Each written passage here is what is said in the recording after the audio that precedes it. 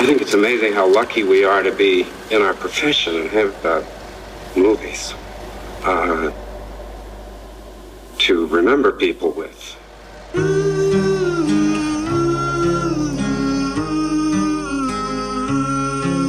I think the films of Hal Ashby have had an enormous effect on most of the great filmmakers that we admire. The winner is Hal Ashby. 10 or 11 features, 7 in the 70s that are just an astonishing string of masterpieces. I want to thank Hal Ashby for your courage.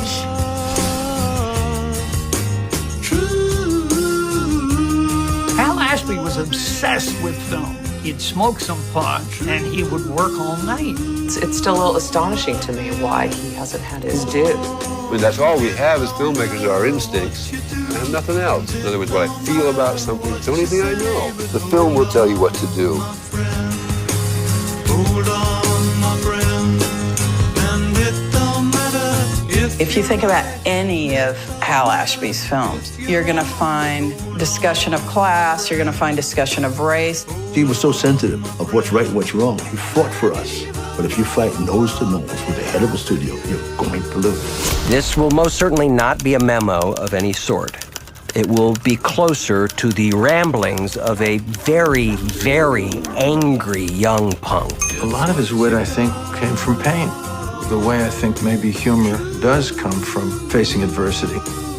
Hal created such an inclusive environment. It almost felt like, you were all impulses in the same brain. He wanted people clearly to love one another when societies tried to keep them apart. and I'm sure that you'll agree to hold on, my friend.